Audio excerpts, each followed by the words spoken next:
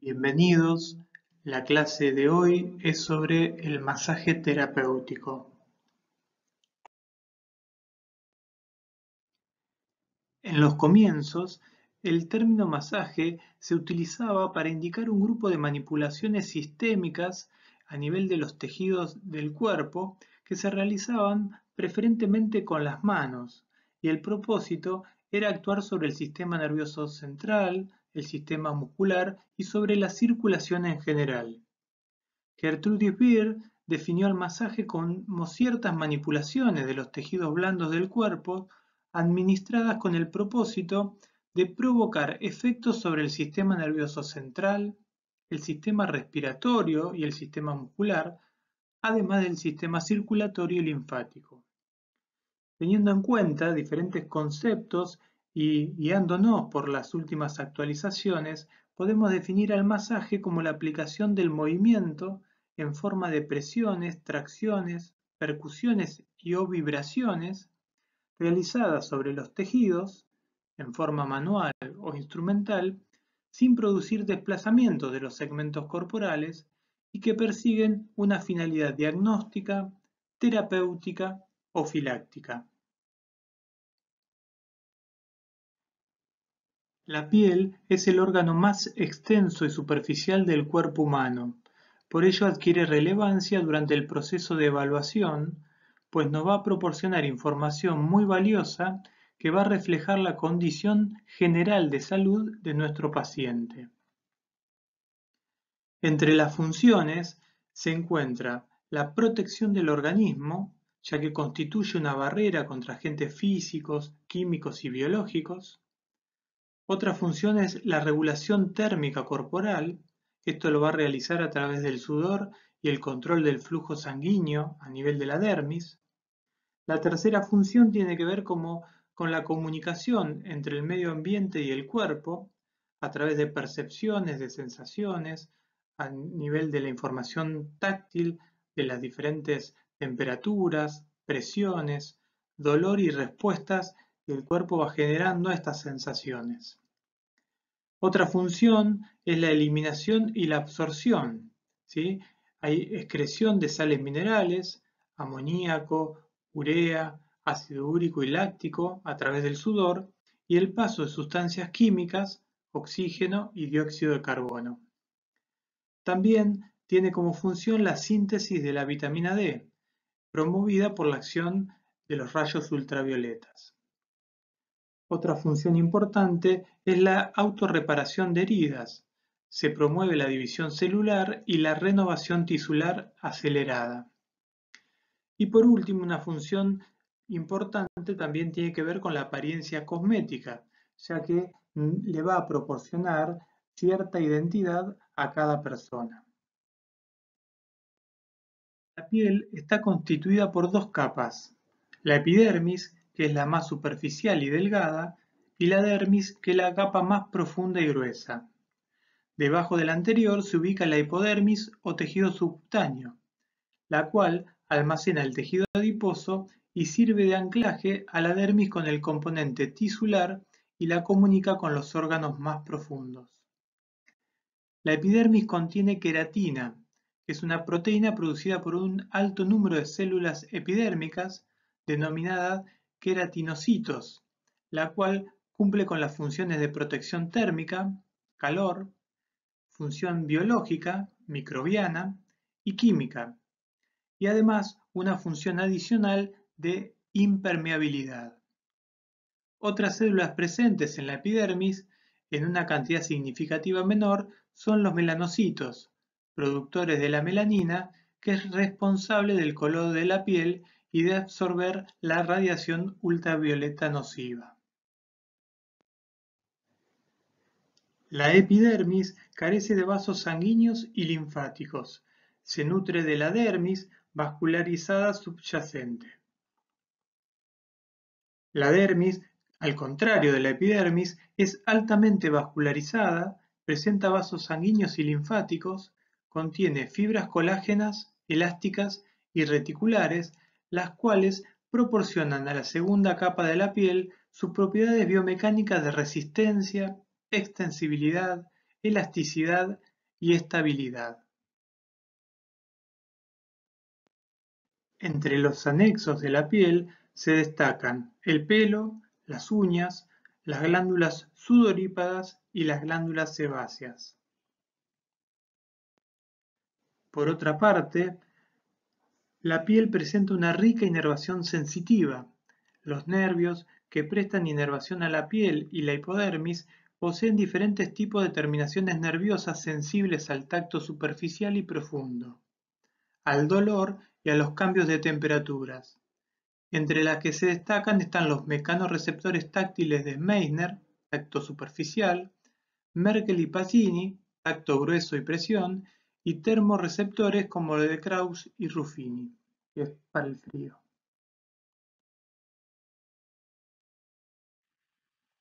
Para realizar una evaluación de la piel, en primera instancia vamos a tener en cuenta la inspección. Vamos a valorar las características generales de la piel, como son el color, la textura, la apariencia general, el grosor, la distribución del vello y del pelo y el volumen. La coloración de la piel varía de acuerdo con la raza, en condiciones normales es más o menos uniforme. Los cambios, en algunos casos, pueden presentarse como palidez, rubor, cianosis, ictericia, hiperpigmentación o hipopigmentación. La textura, en muchos casos, permite deducir el grado de hidratación que tiene la piel y se puede describir como seca, fina, grasa o descamada. Luego podemos continuar con la palpación. El kinesiólogo, al iniciar la palpación, puede valorar la temperatura de la piel. Siempre es aconsejable utilizar la superficie dorsal de manos y dedos, dado que estas áreas son más sensibles para la percepción de la temperatura. Las áreas cutáneas frías se asocian con deficiencias vasculares, las áreas calientes y rojizas con procesos infecciosos, y las áreas de hipertermia localizada se relacionan con inflamación. Al tacto, la textura normal de la piel se caracteriza por ser lisa, uniforme y suave. También es posible explorar las propiedades mecánicas de la piel mediante la movilización tisular. Aquí el kinesiólogo va a sujetar entre sus dedos índice, medio y pulgar una porción de piel. Esta acción va a llevar a levantar y separar el tejido cutáneo de los planos profundos. Es importante generar estos pliegues en diferentes planos y a partir de ahí valorar las siguientes características. Consistencia, que podemos calificarla como firme, tensa, dura, floja o blanda. Extensibilidad, facilita la movilidad articular, pues permite que la piel, que se ubica en la cara opuesta a la dirección del movimiento, se elongue para permitir la acción. La elasticidad, que es la capacidad para retornar a la posición inicial una vez que se libera el pliegue. Normalmente, la piel rápidamente regresa a la posición inicial sin dejar rastros. La flexibilidad se entiende como la capacidad que presenta la piel para ser deformada por una carga.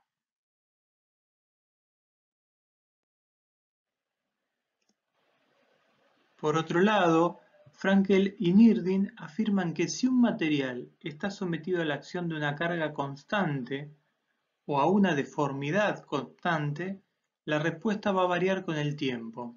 Entonces, el comportamiento biomecánico del material se va a denominar viscoelástico. Otra cuestión que podemos evaluar es la rigidez o resistencia que tiene la piel. Aunque la piel presente la capacidad de deformarse frente a diferentes cargas, estas dos propiedades le confieren la facultad de soportar y resistir cargas diversas dentro de los límites fisiológicos, sin que se altere el cumplimiento de sus funciones.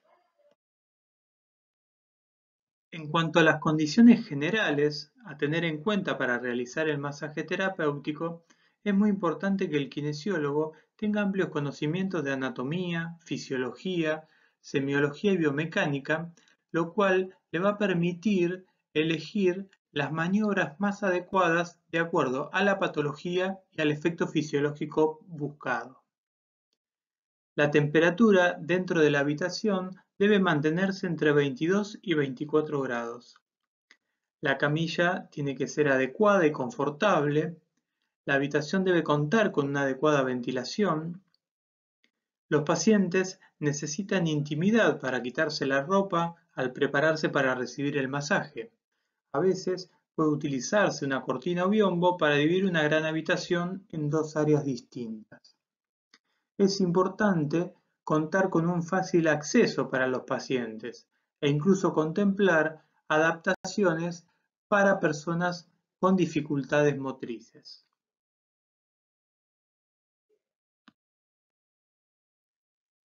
La habitación debe estar lo suficientemente bien iluminada como para cumplir los estándares de seguridad y limpieza apropiada. Los apoyos corporales se utilizan para soporte del cuerpo del paciente durante el masaje. Constan de varias formas y tamaños de almohadas y objetos de goma espuma. Es necesario contar con sábanas, alcohol, algodón, papel tisué, que pueden resultar necesarios en diferentes situaciones. Es importante que el kinesiólogo atienda su higiene personal. Las manos frías son un problema real de muchos kinesiólogos y deben calentarla con agua caliente o frotándolas antes de comenzar el contacto con el paciente.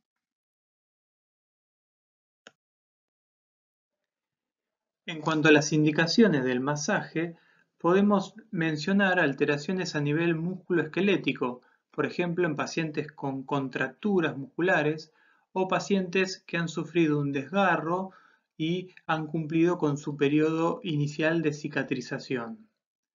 También en pacientes con estado de estrés muy alto, en algunas alteraciones álgidas, ¿sí? Por ejemplo, a nivel lumbar, a nivel cervical. También pacientes que presentan alteraciones a nivel de la piel, que tienen cicatrices y adherencias que limitan o condicionan algunos movimientos en particular. Además, también para alteraciones circulatorias en pacientes que puedan presentar un exudado o un edema. También están indicadas algunas maniobras específicas para el abordaje de trastornos respiratorios en pacientes que han tenido aumento del número de secreciones. Otra indicación tiene que ver con alteraciones neurológicas producto de pacientes que han sufrido compresiones o pinzamientos a nivel de la columna vertebral. También existen maniobras que ayudan a favorecer el peristaltismo en pacientes que tienen trastornos gastrointestinales. Y es muy utilizado en la realización de actividades deportivas con una finalidad preventiva, filáctica. Con respecto a contraindicaciones del masaje, podemos mencionar las enfermedades infecciosas que cursan con fiebre, náusea y letargia. Los tumores benignos generalmente permanecen localizados dentro del tejido en el que surgen y habitualmente van creciendo muy lentamente. Los tumores malignos, por el contrario, tienden a extenderse a otras regiones del cuerpo. Las células migran a través de los vasos linfáticos o los sanguíneos y esta manera de extenderse se denomina metástasis. El masaje está contraindicado en presencia de tumores malignos. Cuando la medicación y el masaje estimulan el mismo proceso, los efectos son sinérgicos y el resultado puede ser una estimulación excesiva. Si la medicación y el masaje inhiben el mismo proceso, el resultado otra vez va a ser sinérgico, pero esta vez con una inhibición excesiva. Por último, si la medicación estimula un efecto y el masaje lo inhibe, el masaje puede ser antagónico con la medicación. También va a estar contraindicado en procesos inflamatorios agudos. También en pacientes que presenten lesiones a nivel de la piel, sea por heridas o por quemaduras. Y también en pacientes con vasculopatías. En caso de que existan trombos, se corre el riesgo de desprenderlos y transformarlos en émbolos capaces de migrar hacia otros órganos, como por ejemplo el pulmón. Además, hay que tener en cuenta las zonas peligrosas en el sistema nervioso y en el sistema cardiovascular. Son áreas en las que los nervios o vasos de la superficie están cerca de la piel y no están bien protegidos por músculo o tejido conectivo. En consecuencia, la presión profunda mantenida en esas áreas puede llegar a dañarlos. También son consideradas zonas peligrosas las áreas que contienen apófisis óseas frágiles, el área renal, ya que los riñones se encuentran suspendidos ligeramente por grasa y tejido conectivo.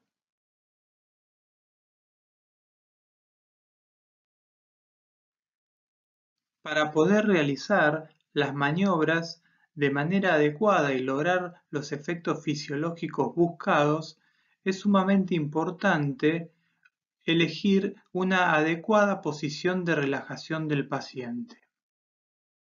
Cuando el paciente está en decúbito dorsal, se coloca una almohada en la región cervical para lograr una leve flexión y de esta forma acercar los puntos de inserción del esternocleidomastoideo y de los escalenos.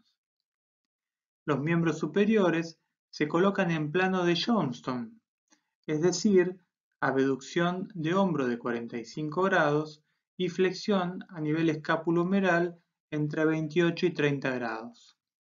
Los codos van a estar en flexión, el antebrazo en posición intermedia entre pronosupinación, las muñecas y las manos con tendencia a la flexión. En los miembros inferiores, la cadera va a estar en ligera flexión y rotación externa. Se va a colocar una almohada por debajo del hueco popliteo para lograr una flexión de rodillas de 20 grados. Y además se puede colocar otra almohada por debajo de los talones para evitar compresiones a nivel de las regiones retromaleolares. Para la posición de relajación, con el paciente en decúbito lateral, se coloca el miembro superior que está apoyado sobre la camilla con flexión escapulohumeral y flexión también a nivel del codo. La cabeza colocada sobre la mano. El miembro superior contralateral apoyado sobre la región lateral del tronco. El miembro inferior apoyado sobre la camilla con extensión de cadera y leve flexión de rodillas. El miembro inferior que está por encima con flexión de cadera y de rodilla. El tronco puede ir con leve rotación, lo que hace que el miembro inferior que está por encima del plano quede con ligero apoyo sobre la camilla. Además, se puede colocar una almohada para evitar el contacto entre ambos cóndilos femorales internos.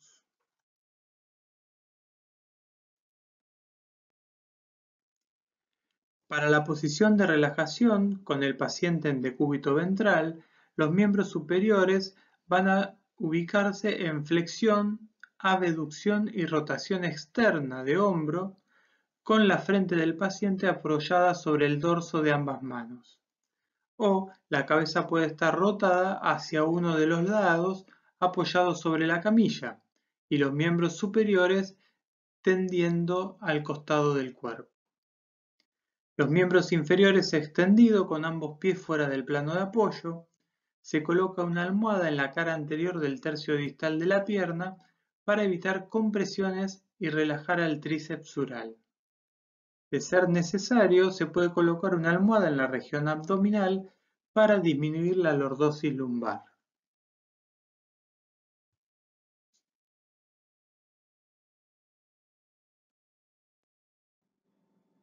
Para trabajar en la posición sentado, existen sillas que están especialmente diseñadas para el masaje, permitiendo colocar el cuerpo del paciente de forma cómoda.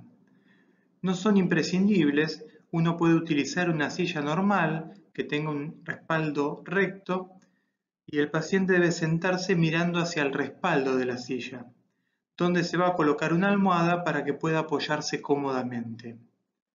Los miembros inferiores van a estar con la cadera en flexión, abducción y rotación externa, las rodillas en flexión de 90 grados y ambos pies con apoyo plantígrado.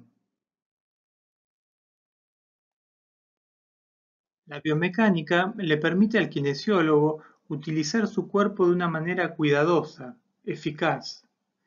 El cansancio, la sobrecarga muscular y la lesión, incluyendo los síndromes de uso excesivo, pueden ser la consecuencia del uso y postura inadecuada del cuerpo del kinesiólogo cuando da un masaje terapéutico. El uso eficaz del cuerpo ayuda a prevenir el desgaste.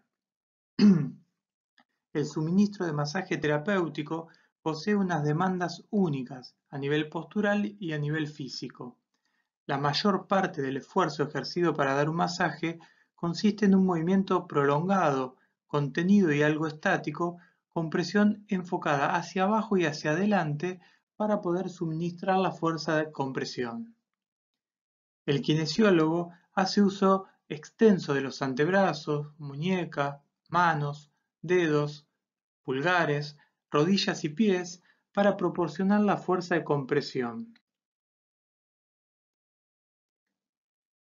4 conceptos básicos respecto a la biomecánica son comunes a todas las técnicas utilizadas para aplicar fuerza de compresión contra los tejidos corporales durante el masaje.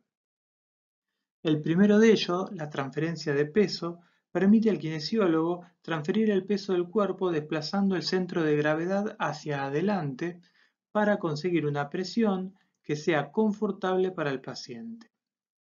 Para realizar la transferencia de peso, el kinesiólogo, estando de pie, coloca un pie hacia adelante y el otro hacia atrás en una postura erguida asimétrica.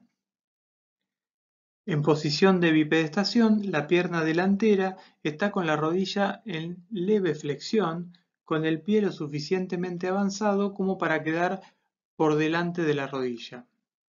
La pierna trasera está estirada, las caderas y los hombros alineados de tal manera que la espalda esté recta.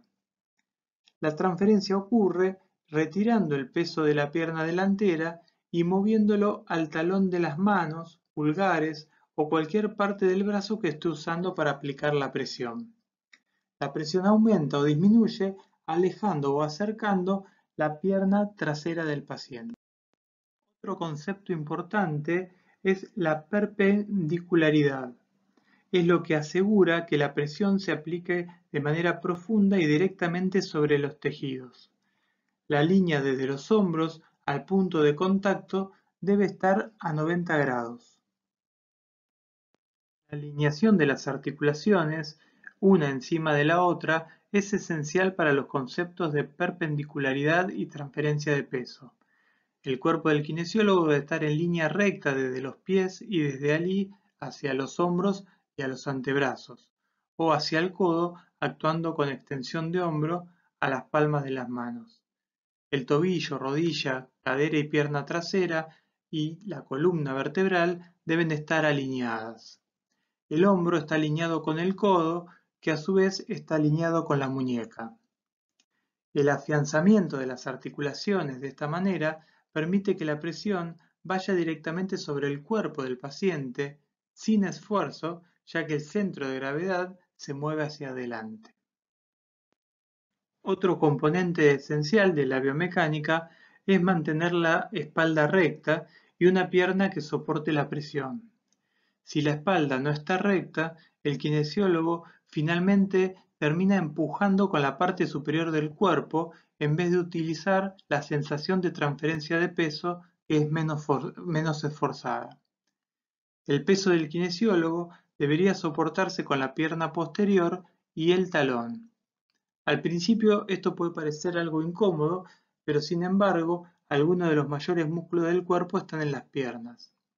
Si se soporta el peso sobre la espalda, el cansancio aparece más rápidamente y finalmente el dolor puede ser debilitante.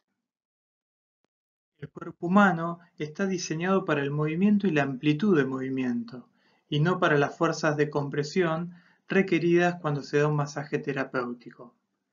Por lo tanto, es vital utilizar el peso y la acción de palanca corporal y no la fuerza muscular para ejercer la presión requerida durante el masaje. Esto se consigue desplazando el centro de gravedad del cuerpo de tal manera que el punto de equilibrio se desplace al punto de contacto entre la mano del kinesiólogo y el cuerpo del paciente. Es importante redistribuir la masa corporal y cambiar la localización del centro de gravedad corporal hacia adelante. El aumento de la cantidad de presión que se ha de aplicar se consigue ampliando la base de apoyo, es decir, alejando la pierna trasera del punto de contacto y estando seguros de que el soporte del peso se origina en la palma de las manos.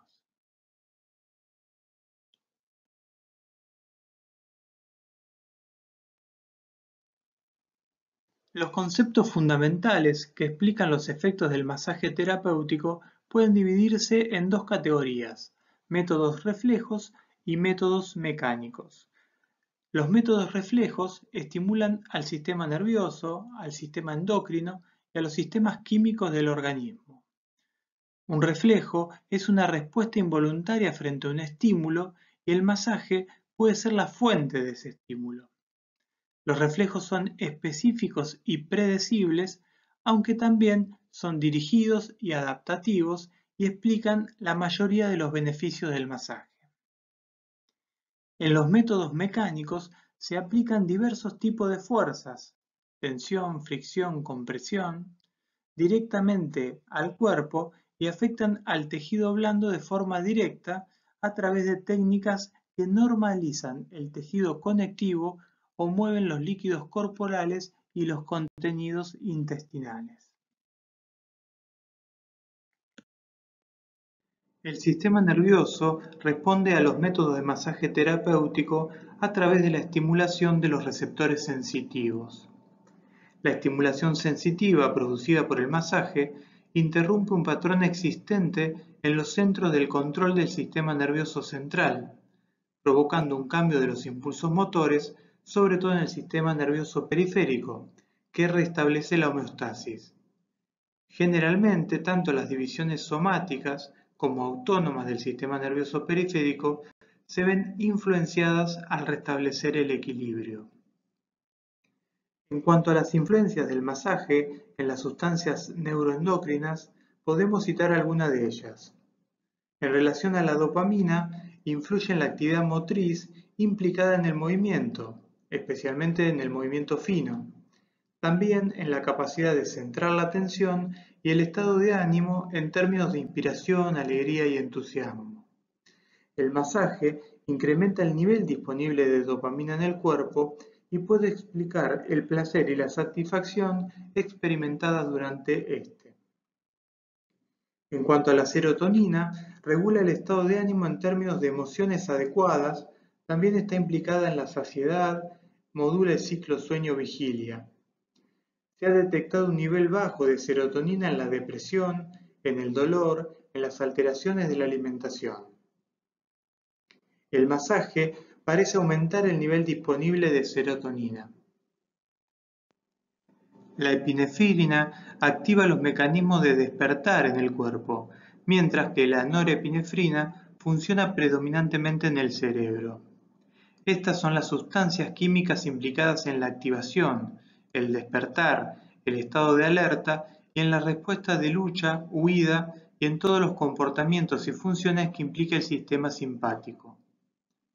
El masaje parece tener un efecto regulador en la epinefrina a través de la estimulación e inhibición del sistema nervioso simpático o la estimulación e inhibición del sistema nervioso parasimpático. Debe destacarse que inicialmente el tacto estimula el sistema nervioso simpático mientras que se necesitan 15 minutos o más de estimulación mantenida para estimular las funciones parasimpáticas. Las endorfinas son modificadoras del estado de ánimo que facilita la saciedad y modula el dolor. El masaje aumenta los niveles disponibles de estas sustancias químicas. El cortisol y otros glucocorticoides son las hormonas del estrés producidas por las glándulas suprarrenales durante el estrés prolongado. Los niveles elevados de estas hormonas indican un incremento del sistema simpático. Se ha demostrado que el masaje reduce los niveles de cortisol y de sustancia P. La hormona de crecimiento promueve la división celular y ha sido implicada en adultos en funciones de reparación de tejidos y regeneración. Esta hormona es necesaria para la curación y es más activa durante el sueño. El masaje aumenta su disponibilidad de forma indirecta al facilitar el sueño y reducir los niveles de cortisol.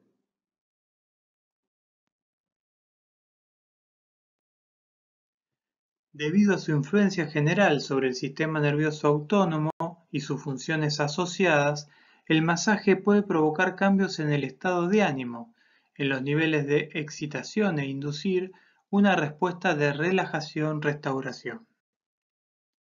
Inicialmente, el masaje estimula las funciones simpáticas. Para desencadenar una respuesta de predominio simpático, se utilizan técnicas estimulantes. Las maniobras lentas, repetitivas o rítmicas inician las respuestas de relajación. La presión suficiente, aplicada con una fuerza compresiva sobre los tejidos, favorece las funciones de la serotonina. La respiración es una manera poderosa para interactuar con el sistema nervioso central. La respiración torácica y la hiperventilación son componentes frecuentes en el aumento del estímulo simpático.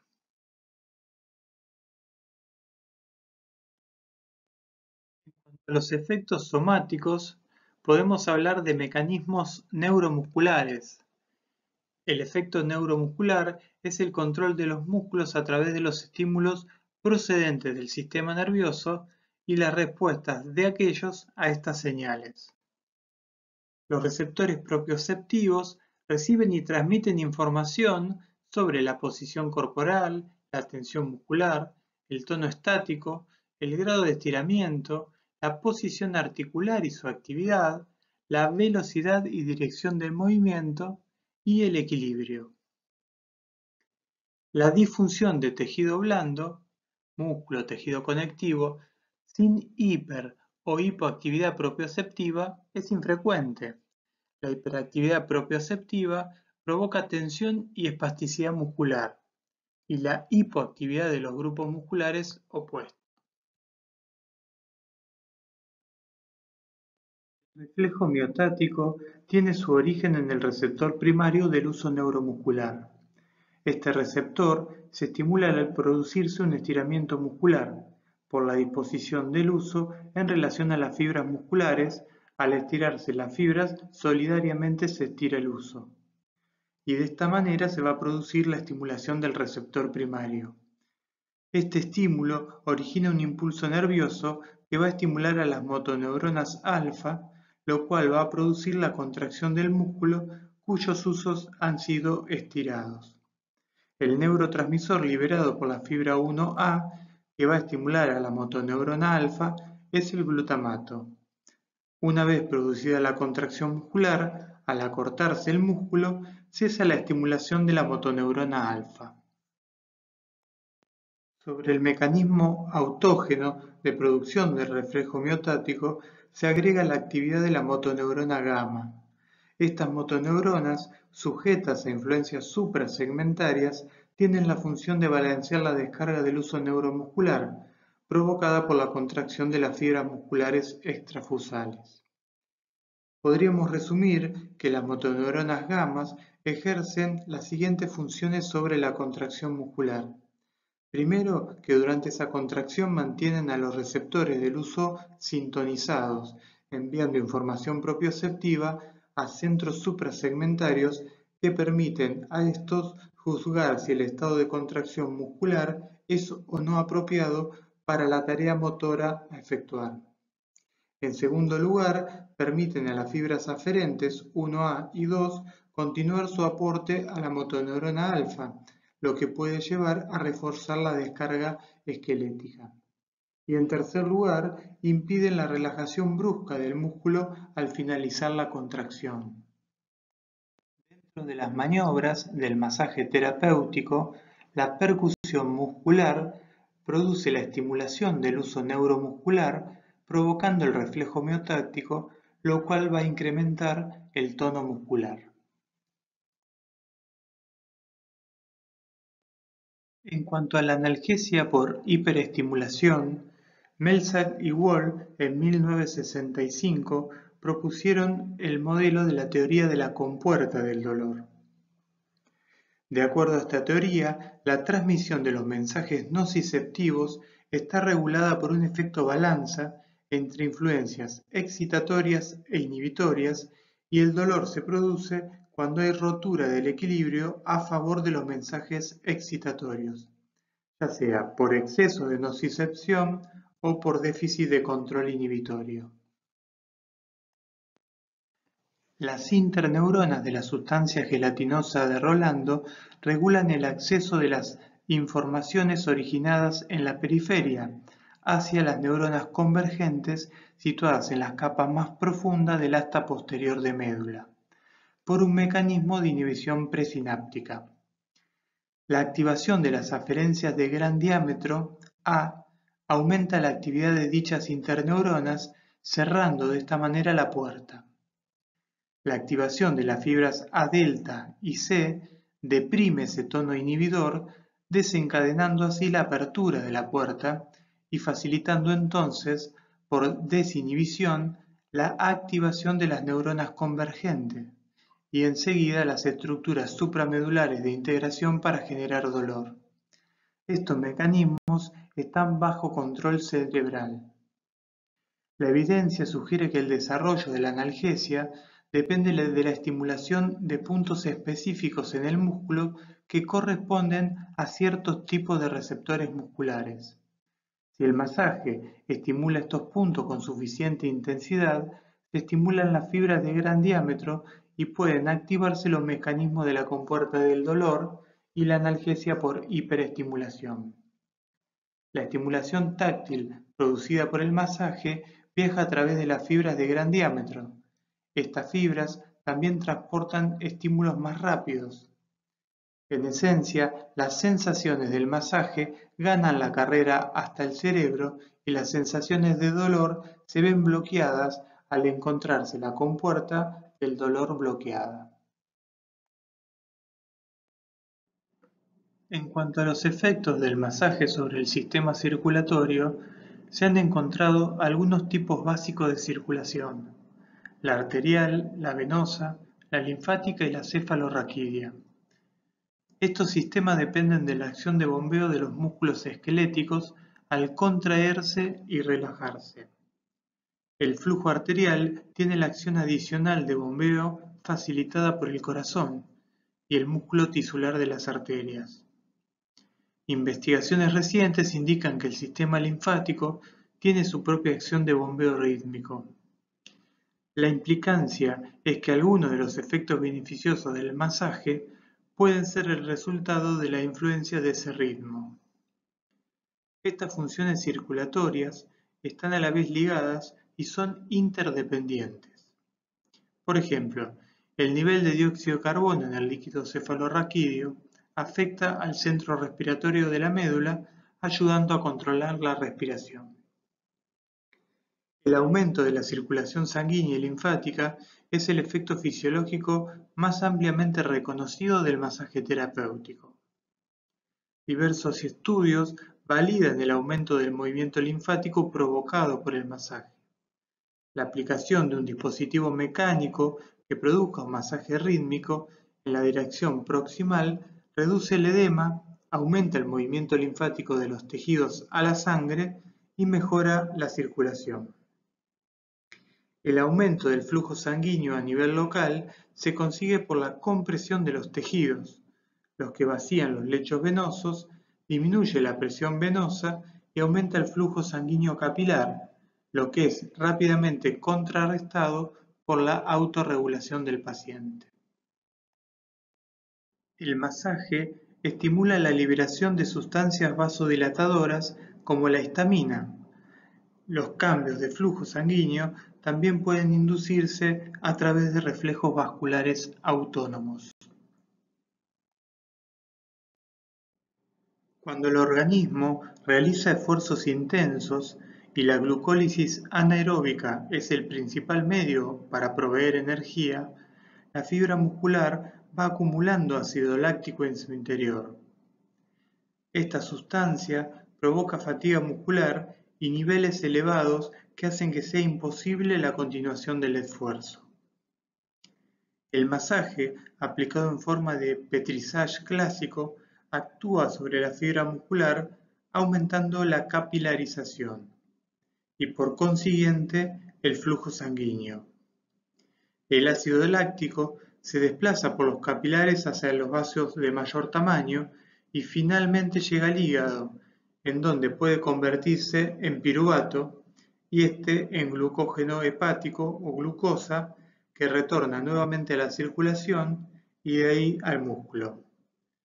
Esto es lo que se denomina ciclo de Cori.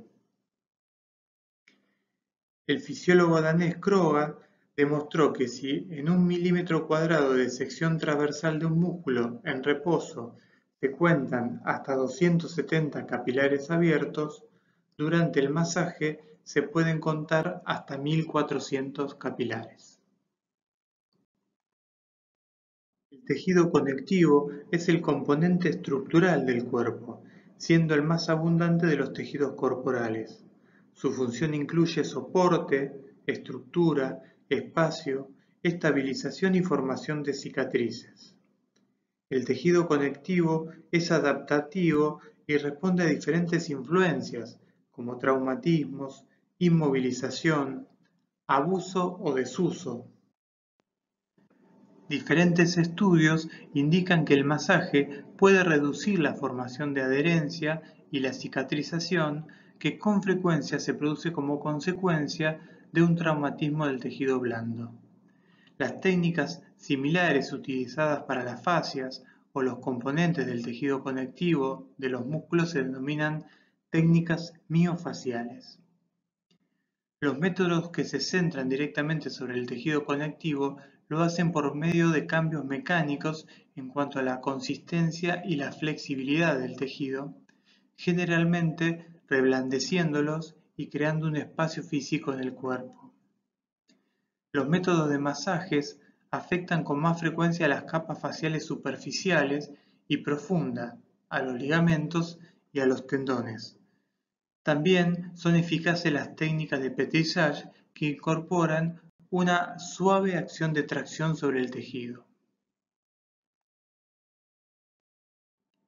Es muy beneficiosa la influencia del masaje sobre las funciones de las articulaciones y aparato ligamentario, ya que aumenta su elasticidad y movilidad. El edema, la rigidez y los dolores después de sobrecargas físicas son fácilmente eliminados.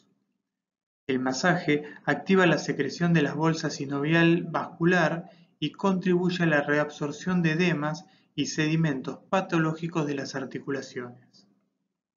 La acción mecánica directa sobre los tejidos articulares y la indirecta sobre la absorción y la circulación explican la eficacia del masaje para provocar la resolución de adherencias periarticulares e intraarticulares.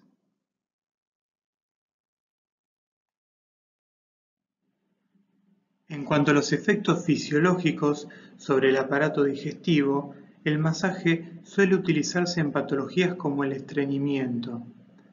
La malaxación realizada en la región abdominal ejerce un efecto sustancial sobre el peristaltismo, favoreciendo el vaciamiento del colon sigmoide. La expulsión de las secreciones mucosas de los bronquios puede ser eliminada normalmente por la tos. En pacientes afectados por patologías respiratorias, el calibre bronquial puede disminuir y las secreciones suelen tornarse más viscosas. Es necesario en algunas oportunidades que el kinesiólogo asista al paciente con técnicas de higiene bronquial como son el drenaje postural y la percusión. El masaje aplicado con la técnica de percusión, aire comprimido, provoca un efecto mecánico que moviliza las secreciones, facilitando de esta manera su eliminación.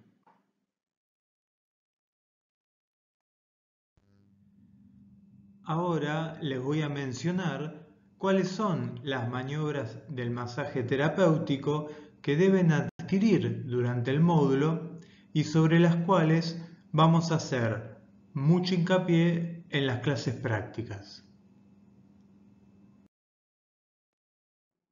Las maniobras sobre las cuales vamos a estar trabajando van a ser el effleurage o roce, las fricciones, el sciage o plissage como maniobras intermedias, el pétrissage y la percusión. El effleurage consiste en un ligero contacto de la mano del kinesiólogo sobre la piel del paciente sin producir desplazamiento de la misma. No es necesario realizarlo en un sentido específico. Para mantener el mismo criterio en la cátedra se realiza de manera centrípeta. De acuerdo a la forma puede ser unimanual, bimanual, al unísono o alternada o digital. La dirección puede ser rectilínea, circular o helicoidal. El ritmo es rápido o lento, lográndose los mismos efectos. Es el paso obligado de todas las demás formas de masaje. El effleurage insensibiliza poco a poco los planos superficiales y permite la práctica ulterior de las presiones. Es esencialmente sedativo debido a que actúa sobre las terminaciones nerviosas, deprimiendo los centros nerviosos. Produce efectos reflejos tales como sedación y estimulación de glándulas exócrinas a través de los pelos. Además, ayuda a disminuir la tensión. Las fricciones consisten en desplazamiento de la mano con relativa presión, las cuales provocan el desplazamiento del tejido celular subcutáneo sobre los planos subyacentes. La maniobra llega hasta la fascia superficial que rodea los músculos. El sentido es siempre centrípeto, con las diferentes direcciones y ritmos. El modo dependerá de la extensión de la región a tratar y de la superficie de acción de las variantes de la maniobra a utilizar. La fricción provoca vasodilatación arterial, venosa y linfática con hiperemia e hipertermia, que favorece la descongestión local, vehiculiza los elementos de desecho provocados por la hipoxia, favorece la nutrición a nivel tisular, acelera la oxidación de las grasas de tejido celular subcutáneo y disminuye el umbral de fatiga muscular, indirectamente ya que actúa a través del desplazamiento del tejido celular subcutáneo sobre la masa muscular. Favorece también la secreción de glándulas exócrinas, aumentando la perspiración y transpiración. Ayuda a desprender las adherencias entre el tejido celular subcutáneo y el muscular, barre las impurezas y los detritus de la piel, volviéndola más suave, elástica y turgente. Ahora vamos a ver algunas de las variantes para realizar las fricciones. La primera es la fricción a mano llena. Se realiza con toda la palma de la mano, puede ser unimanual o bimanual. En este caso puede ser al unísono o alternada.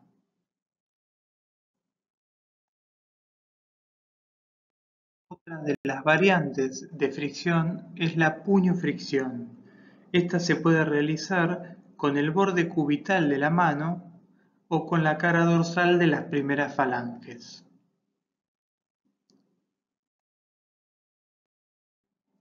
Otra de las variantes de fricción es la talofricción, en el cual vamos a producir la maniobra apoyando la región tenar e hipotenar y a través de la presión en esa región producimos la maniobra de fricción.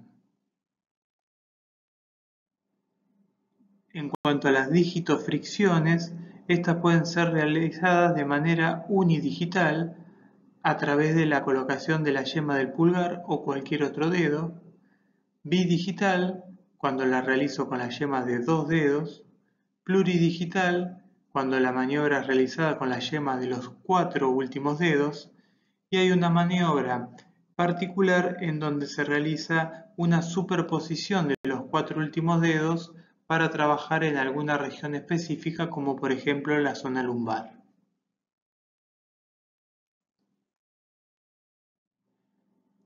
Ahora vamos a mencionar dos fricciones especiales. La primera se llama en anillo. Para esta maniobra se debe colocar el miembro elevado para favorecer el drenaje venoso y linfático. Se realiza anillando el miembro entre ambas manos con el índice y el pulgar en oposición.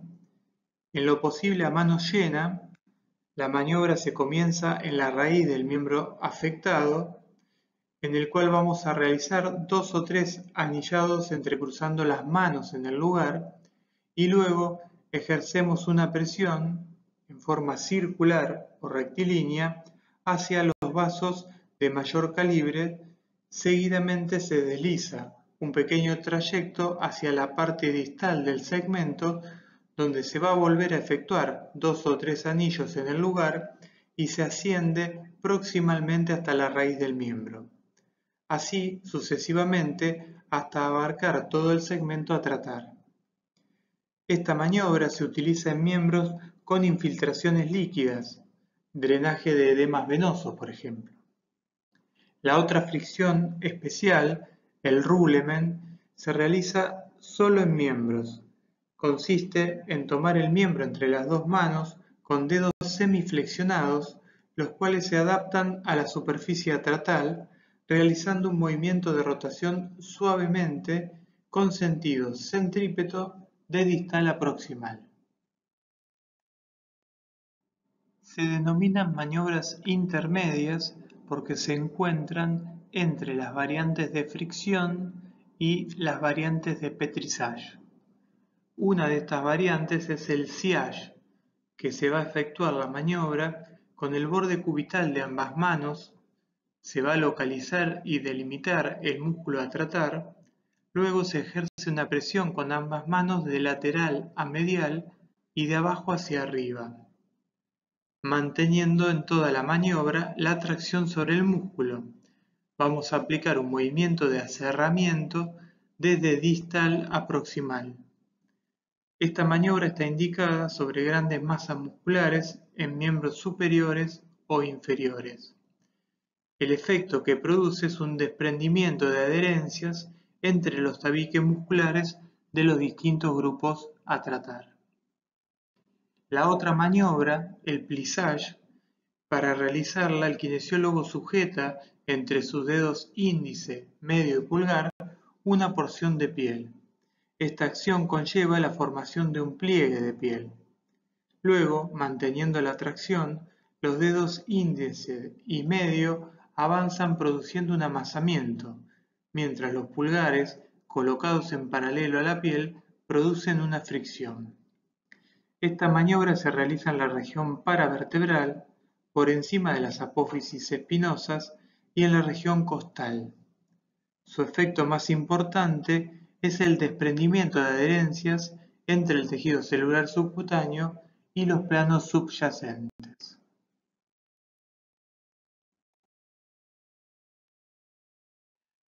Luego de las maniobras intermedias, continuamos con el pétrissage. El pétrissage proviene del verbo francés pétrir, que significa amasar. Es una maniobra en donde se trabaja sobre el músculo esquelético específicamente. El principal efecto fisiológico resultante de su aplicación es el incremento del trofismo muscular, es decir, mayor aporte de sustancias nutritivas y oxígeno a las fibras musculares, por un lado, y la eliminación de los productos de desecho, por el otro. Se va a producir hiperemia, hipertermia y una vasodilatación profunda. Además, se produce una gran liberación de histamina. Es controvertido su relación con respecto al tono muscular. Algunos autores, como Birukov, aseguran que un músculo con un trofismo adecuado aumenta su tono muscular bajo la acción del pétrissage. En cuanto a las variantes, vamos a mencionar el pétrissage clásico o a mano llena. La técnica consiste en tomar la masa muscular con la palma de la mano, traccionar, comprimir, exprimir y avanzar, repitiendo la maniobra de distal a proximal en sentido centrípeto, siempre manteniendo una dirección rectilínea. Esta maniobra puede realizarse en forma unimanual o bimanual.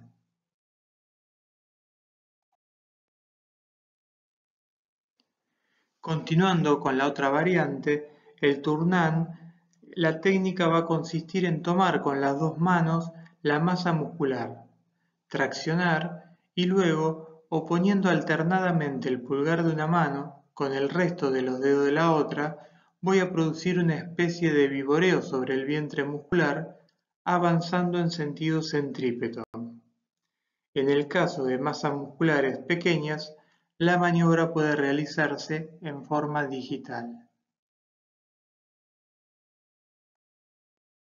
En cuanto al pinzamiento, la técnica consiste en tomar la masa muscular en forma digital, traccionar, exprimir y avanzar, repitiendo la maniobra de distal a proximal en sentido centrípeto, manteniendo una dirección rectilínea. Puede realizarse en forma unimanual o bimanual.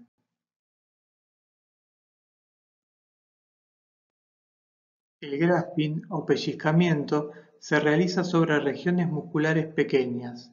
La técnica consiste en tomar la masa muscular en forma digital con el pulgar, índice y dedo medio. Luego de traccionar, se retuerce, realizando un movimiento de torsión, y por último se suelta. La conversión isquémica está indicada en grandes masas musculares, como pueden ser trapecios, glúteos mayor y tríceps sural.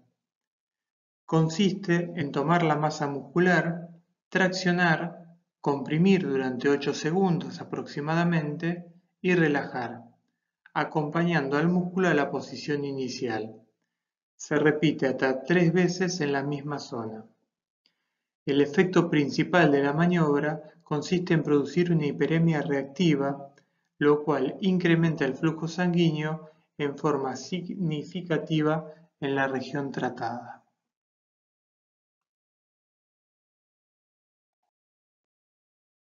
Para realizar la malaxación, el kinesiólogo se coloca del lado derecho del paciente a la altura de la fosa ilíaca derecha.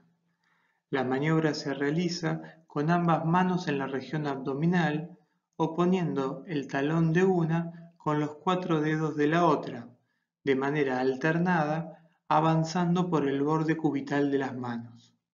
La dirección es circular a nivel periumbilical y el sentido es horario. Su efecto fundamental es aumentar el peristaltismo. Las maniobras de percusión consisten en un golpeteo rítmico producido por diferentes regiones de la mano, generalmente de manera alternada, sobre el músculo.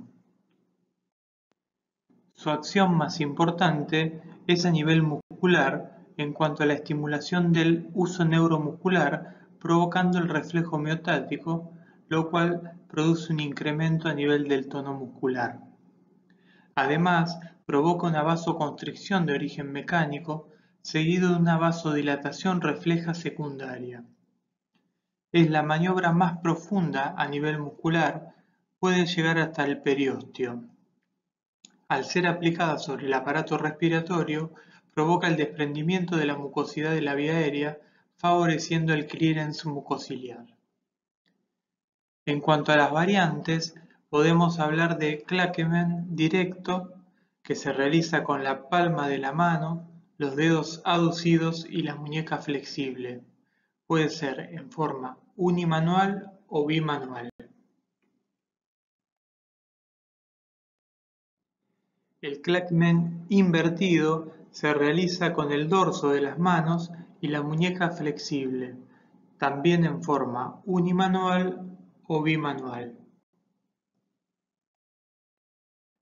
La frenada se realiza con el borde cubital del dedo meñique, los demás dedos están semiflexionados y abducidos, la muñeca flexible. La forma de realizar la maniobra puede ser unimanual o bimanual. En caso de ser bimanual, puede ser al unísono o de forma alternada. La puño percusión se realiza con el borde cubital del puño cerrado, manteniendo la muñeca flexible. La percusión se inicia flexionando el codo, el puño asciende y luego se deja caer sobre el vientre muscular. El Achur se realiza con el borde cubital de la mano, los dedos están extendidos y aducidos, la muñeca semirrígida. La forma puede ser unimanual o bimanual. En este segundo caso puede realizarse al unísono o de forma alternada.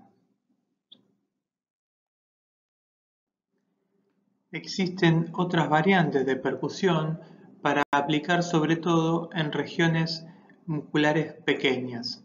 Una es el Pianement, en el cual la maniobra la vamos a realizar con la yema de los 4 últimos dedos de manera alternada, comenzando con el dedo meñique y finalizando en el índice. La forma puede ser unimanual o bimanual. La digitopercusión puede realizarse uni, bi o pluridigital. La yema de los dedos contacta con la superficie muscular. Se realiza en zonas, como mencionamos anteriormente, donde la masa muscular es pequeña. En cuanto a las percusiones para trabajar con patologías respiratorias, la vamos a desarrollar en el módulo de asistencia kinésica respiratoria. En cuanto a la modalidad operatoria, podemos determinar que al realizar cada maniobra de masaje debemos tener en cuenta, en primer lugar, el modo. El modo de la maniobra puede ser superficial o profundo. Al realizar el masaje, la profundidad de la maniobra va a responder a la siguiente fórmula. Profundidad es igual a fuerza sobre superficie. De esta manera, si la fuerza de aplicación es constante, la profundidad de la maniobra es inversamente proporcional a la superficie. Es decir, cuanto menor es la superficie de la región de la mano con la que realizo la maniobra, mayor es la profundidad. Otra variable a tener en cuenta es la dirección. La dirección del masaje puede ser rectilínea, en sentido paralela a las fibras musculares, transversal, obviamente transversal a las fibras musculares, circular o helicoidal. En cuanto al sentido del masaje, puede ser desde el centro del cuerpo hacia la periferia, eso sería un sentido centrífugo, o desde las extremidades hacia el centro del cuerpo, en sentido del retorno venoso. Eso vamos a denominarlo centrípeto. Las maniobras que realizamos siempre van a ser en sentido centrípeto. En cuanto a la forma para realizar las maniobras, pueden ser unimanuales, bimanuales. En caso de ser bimanuales pueden ser al unísono o en forma alternada. Además pueden realizarse de manera digital o pluridigital.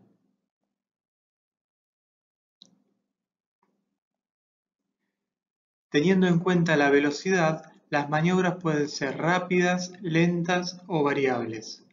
Esta variación se refiere al tiempo empleado para ejecutar una sola maniobra. Por ejemplo, el tiempo que tarda la mano en recorrer un muslo deslizándose de un extremo al otro puede variar entre una fracción de segundos y varios segundos. Lógicamente, la velocidad rápida tiene un carácter estimulante y la lenta un aspecto sedante.